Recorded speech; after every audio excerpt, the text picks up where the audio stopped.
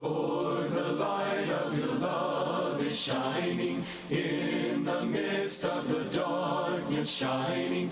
Jesus, light of the world, shine upon us. Set us free by the truth you now bring us. Shine on me.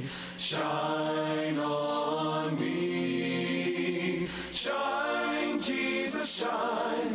Fill this land with the Father's glory. Blaze, Spirit, blaze. Set our hearts on fire.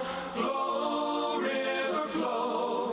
Flood the nations with grace and mercy. Send forth your word, Lord, and let there be light. Good morning and welcome to Let the Bible Speak. My name is Alex Meredith. I'm the minister for the Marquette Church of Christ here in the Central UP. I want to thank you for joining me on the program today. Today we are continuing this series that we've been on for the last few weeks now called The Questions of Jesus. In this series, what we've been doing is we've been taking a look at these various questions that Jesus asks over the course of his ministry, really trying to oftentimes get us to think critically about some really important issues. Sometimes they're theological issues relating to how we understand God. Sometimes they are ecclesiological issues, meaning the way that we think about the church, the way that we understand each other. So we're going to continue in that vein today. And the question we're going to be looking at today is going to be coming from Matthew chapter 26, starting in verse 53. So this question is phrased like this. Jesus says, "Do you think that I cannot appeal to my Father, and he will at once send me more than 12 legions of angels?" Let me read that again because I want us to have a good understanding of this. This is going to guide the rest of the lesson here today. "Do you think that I cannot appeal to my Father and he will at once send me more than 12 legions of angels?" Now, of course, people listening to this originally, these Jewish people under Roman occupation currently, they would have been fairly familiar with the structure of the Roman military. And so when he talks about a legion, that's of course a reference to the Roman legion. Now, a Roman legion on paper, if I remember correctly, from this period of time is somewhere around 6,100 soldiers. But realistically, they didn't have everybody show up all of the time. And they had people who were sick, who were injured, various things going on, who were unable to travel. And so a Roman legion tended to be around 5,000 soldiers. So when Jesus talks about how, don't you think if I wanted to, I could call upon 12 legions of angels? You think about a legion as somewhere around 5,000 soldiers. 12 of them, you're talking about 60,000 angels, which notably is much more than the 10,000 that the famous hymn purports. If you don't know, there's a hymn. He could have called 10,000 angels to destroy the world and set him free. Well, he could have called 60,000, and probably more than that even if he wanted to. The point is, he could have called this massive army. Now, this question is what's known as an affirmative question. It's a question that expects a positive answer. Don't you think I could do this? Well, yes, of course you could do this. There's an obvious answer here, but the meaning to it is much deeper than that. So I want to read the whole section which contains this question, which is in Matthew chapter 26. We're going to start reading in verse 47, and we're going to read through verse 56, and just to give some context to where this question and when this question is taking place. So just to give you a little bit of information before we start reading, this is at the very end of Jesus' ministry. He has entered into the city of Jerusalem. He's ready to face the fate of the prophets, which is typically death. And he's sitting here in the Garden of Gethsemane with 3 of his beloved disciples, and he's praying to God, if this cup can pass from me, Please let it pass from me. And Judas, one of his disciples, the treasurer of the group, he has betrayed Jesus, and he's given his location and an opportunity away from the crowds to the Jewish leadership to arrest him. So, this is what happens. Matthew chapter 26, starting in verse 47. While he was still speaking, Judas came, one of the 12, and with him a great crowd with swords and clubs from the chief priests and the elders of the people. Now the betrayer had given them a sign, saying, "The one I will kiss is the man. Seize him." And he came up to Jesus at once and said, "Greetings, Rabbi." And he kissed him. Jesus said to him, "Friend, do what you came to do." Then they came up and laid hands on Jesus and seized him. And behold, one of those who were with Jesus stretched out his hand and drew his sword and struck the servant of the high priest and cut off his ear. Then Jesus said to him, "Put your sword back into its place, for all who take the sword will perish by the sword. Do you think that I cannot appeal to my Father, and he will at once send me more than 12 legions of angels? But how then should the Scriptures be fulfilled that it must be so?" At that hour, Jesus said to the crowds, "Have you come out as against a robber with swords and clubs to capture me? Day after day I sat in the temple teaching, and you did not seize me.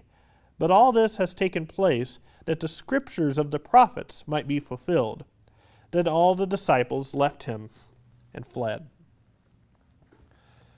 Apart from this being the ultimate tragedy, because everybody eventually abandons Jesus, even those who were closest to him, his disciples, his friends, they end up leaving from his side.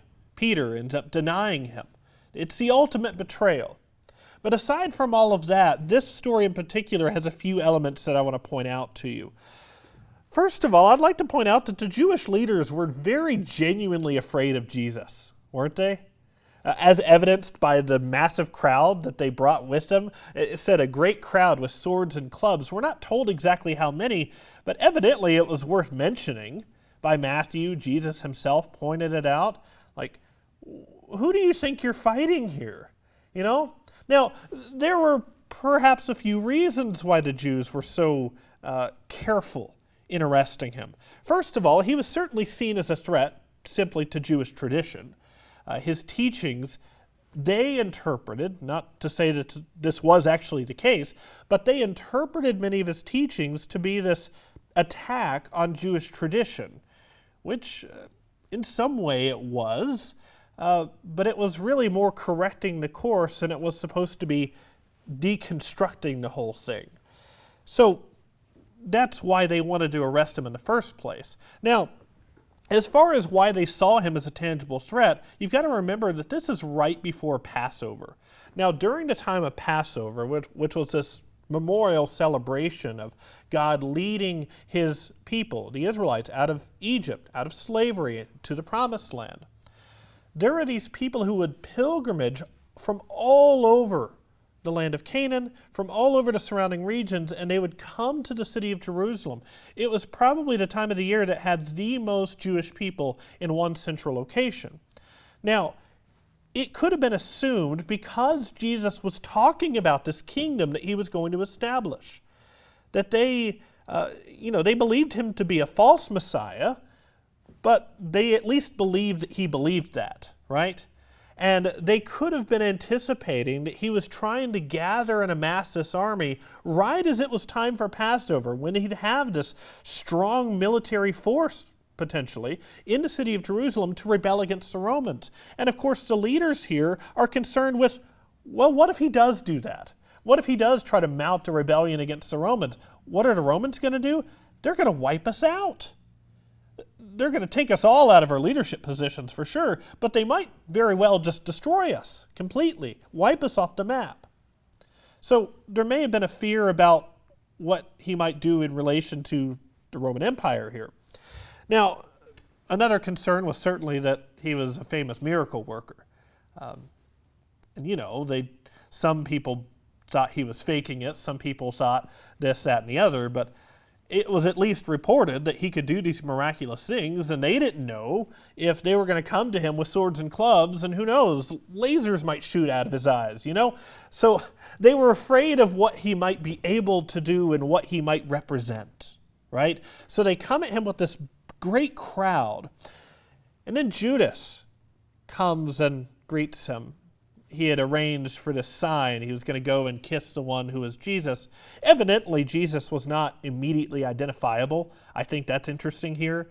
You know, we always think that, we'd look out in the crowd and say, oh, yeah, that's obviously the one with the beard and the long flowing hair, but not too long, and just looks a particular way. Well, that wasn't the case. In fact, Isaiah, the prophet Isaiah in Isaiah 53, he says, there's nothing remarkable about him.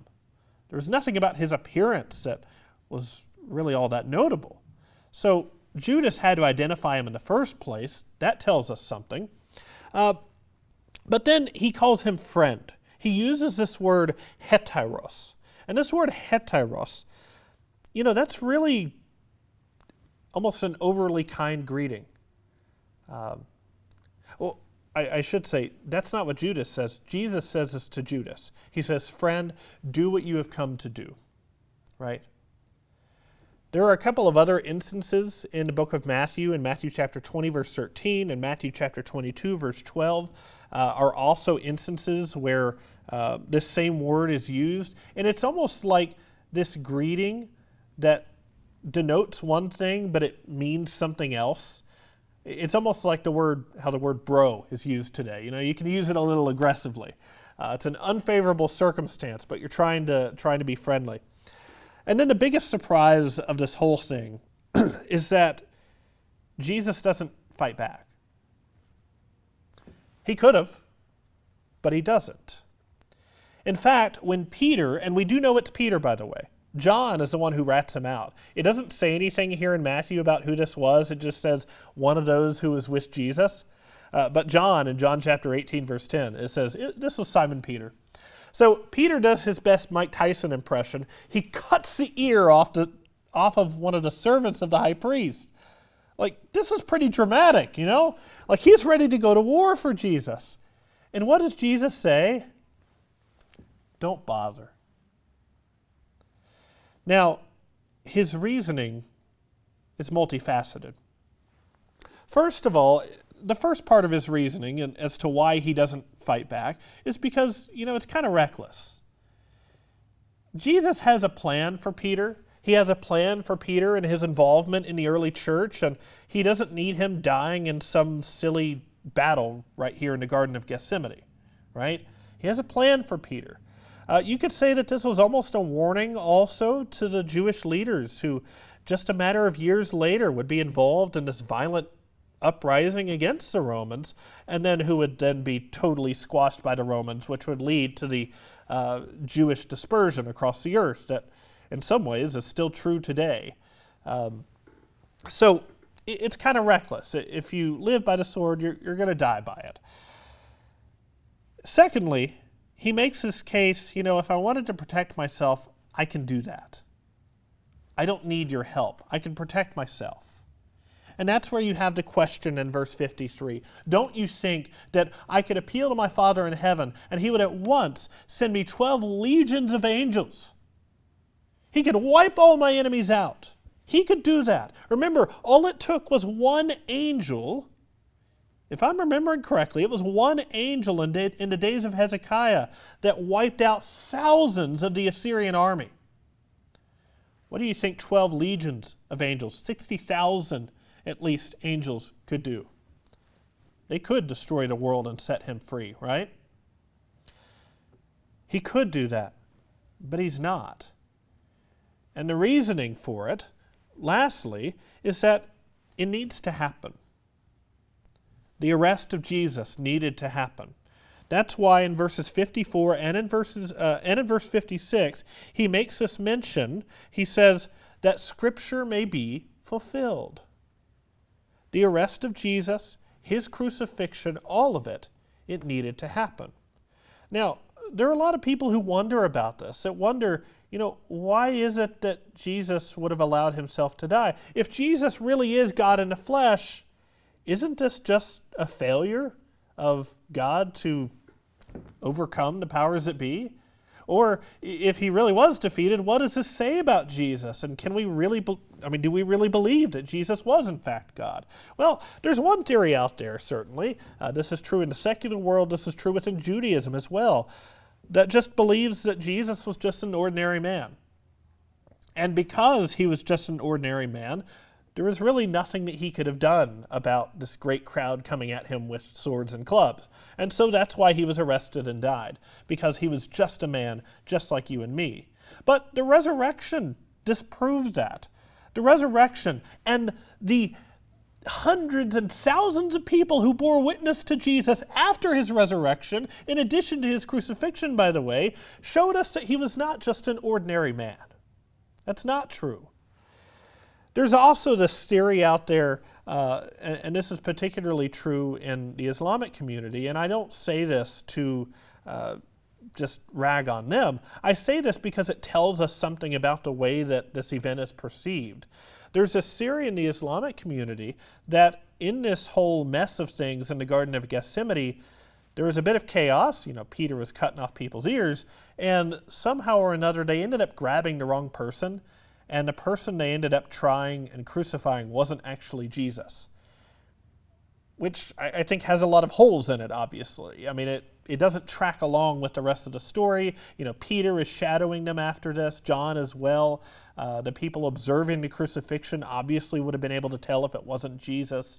There are all sorts of holes to that, but the reason I even bring that up is because the effort to reason this event away in the first place is due to the fact that there's such difficulty with people understanding why would God allow himself to die.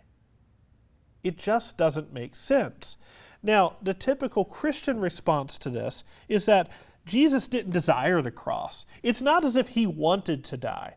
Clearly, in verse 39 of this same passage, he says, "Father, if this cup can pass from me, I don't want it. I don't want to have to go through with this."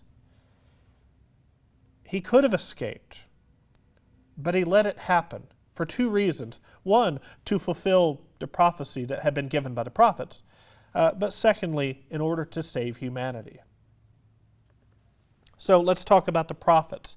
There are a number of passages relevant to Jesus' situation and why he allows himself to be arrested and eventually crucified.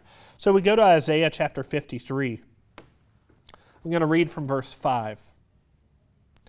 This is also a passage, by the way, that's referenced and quoted in 1 Peter chapter 2, verse 24. So Isaiah 53:5, "But he was pierced for our transgressions, he was crushed for our iniquities. Upon him was a chastisement that brought us peace, and with his wounds we are healed." There are other things in that same chapter that remarkably line up with the passion narrative for Jesus. In Deuteronomy chapter 21, verse 23, we read this, "Anyone hung on a tree is under God's curse." Well, Paul, in writing to the Galatians, years and years later, in Galatians chapter 3, verse 13, he quotes that same passage and says, Jesus became a curse for us so that we might become free. And then here's sort of a bit of a different one. There's this passage in Zechariah chapter 11, starting in verse 4. We're not going to read this right now. Feel free to go and read this at your own leisure. But in Zechariah chapter 11, there's this really fascinating story about the prophet Zechariah. He's this prophet telling Israel, warning them that their sin is leading them to a bad place, telling them, you can turn away from all of this, and God may relent. And so he goes, and long story short, he becomes a shepherd in Israel. And he's among these other shepherds, and so he's a shepherd in Israel for a little while. And then God tells him eventually, I want you to go and get your payment and leave, because they're not listening to you. And so he goes to get his payment at the temple, and they pay him 30 pieces of silver, which is a symbolic gesture. Because 30 pieces of silver, according to Exodus chapter 21, verse 32, 30 pieces of silver is the exact worth of a slave. They paid Zechariah the same price they would pay for a slave. And he takes some money and then he throws it at the potter who's sitting in the temple. Okay, so fast forward to the time of Jesus. Judas betrays Jesus for how much money? He gives away the location. He tells him, you can find him in an isolated spot. I can lead him to you. And what payment does he accept? 30 pieces of silver. And then he feels really guilty about it afterwards. And what does he do? He goes back into the temple and he takes some money and he throws it on the floor of the temple. And then he leaves, and that's a tragedy because he takes his own life.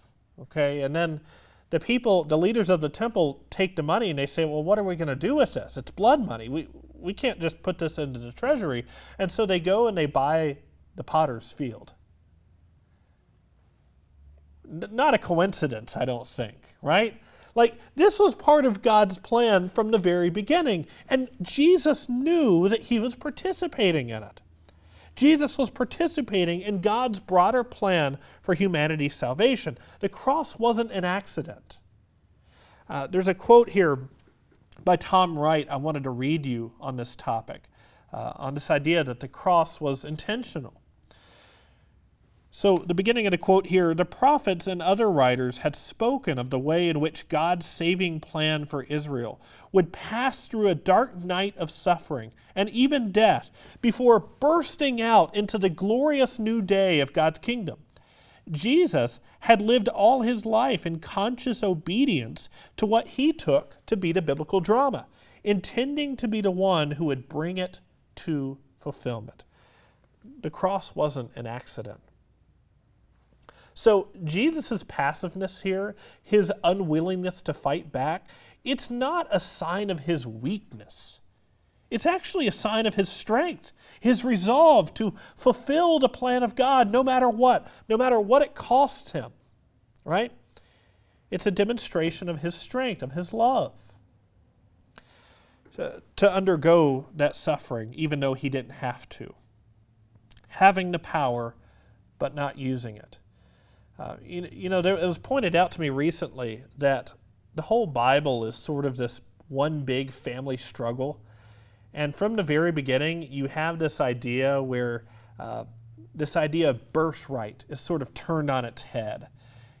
You probably heard of this idea of birthright, where in ancient times, the eldest son typically was the one to get the largest portion, the largest share of the inheritance when the father would pass away. And so the eldest son was always this favored one. And it tended to be the case that because of that, the eldest was almost had this air of arrogance around them, right? And they would maybe be a little oppressive to the younger ones. Well, what does God do from the very beginning? He continues to favor the younger, and sometimes the youngest of several. It happens with Cain and Abel. Cain was born first, and then Abel, but Abel was the one who was favored. It happens with Jacob and Esau. Esau was the eldest, and yet Jacob was favored. Isaac and Ishmael, by the way. Ishmael was born first, but Isaac was favored. Right? And this goes on and is pervasive throughout the whole biblical drama. It's true for Joseph, the youngest of several sons. And in fact, towards the end of Jacob's life, Joseph and Benjamin, the two youngest, are some of those who are greatly blessed by Jacob, but the two eldest are actually cursed by Jacob. And this is true when you look at Saul, King Saul, this man who was, in the world's eyes, the one who was supposed to take the reins, and he was going to be the godly king. But then David, the youngest of 8 brothers, was actually the one who would be the one after God's own heart. Right? So you have this idea that's pervasive through the entire Bible. The least shall be the greatest. This is what Jesus actually says in his ministry. The least shall be the greatest. The least among you shall become the greatest in the kingdom of heaven. Right?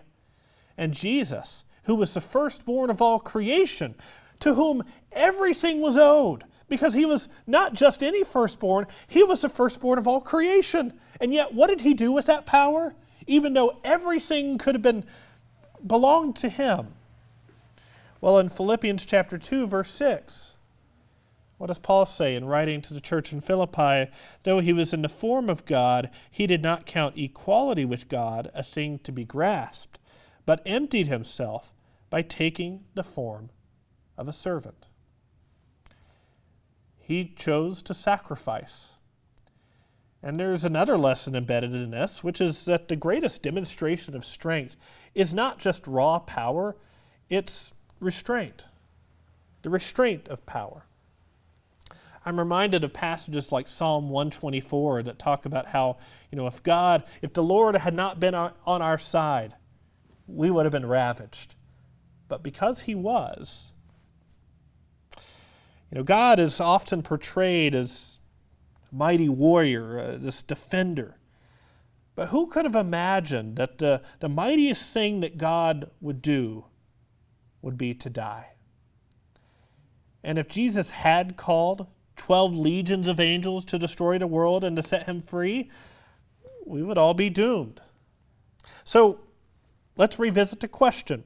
Do you think that I cannot appeal to my Father and he will at once send me more than 12 legions of angels? We know, and the Hebrew writer actually talks about how Jesus himself is in authority above the angels. He certainly could have. But praise God that he didn't. Because if he had, there would be no cross. There would be no crucifixion. There would be no atonement. There would be no forgiveness of sins. And there would be no hope. So, what do we do with this information?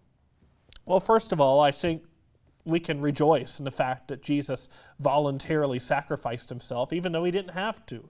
Praise be to God for that, right? Secondly, I think we can realize that the path to glory, or you could even say the path to Golgotha, that's accessible to everybody. It's not as if Jesus did shoot lasers out of his eyes. He didn't exercise any superpowers or superhuman strength. All he did was submit to the will of God, and we can all do that too, can't we? And I think there's also something to be said about recognizing that God's greatest purpose for you may just be when you feel you're at your weakest. We're going to talk about that more next week with our next question in the series. I hope this was a lesson that was helpful and informative to you. Before we wrap up and go, I do want to tell you about some of the resources we offer to everybody. We have a workbook series published by the World Bible School. We send it out to our listeners as they request it. We'll start by sending you the first one. It's a little study book, a little booklet that you work through, fill it out, send it back to us. We'll give you some feedback, and then we'll send you the next one. As you go through the series, we'll continue to give you that feedback in the next lessons. We also have Bibles totally free of charge for anyone who wants them. Just be sure to contact us. Let us know that you'd like one. You can write to us by mail at the address there on the screen, P.O. Box 372 in Marquette. You can also find this information on letthebiblespeak.net. You can listen to our podcast on Spotify and Podbean. Just search Let the Bible Speak UP. The same is true for YouTube as well. I want to thank you so much for joining us on the program today. May God bless you, and I hope you have a wonderful week. Father's glory blaze, Spirit blaze, set our hearts on fire.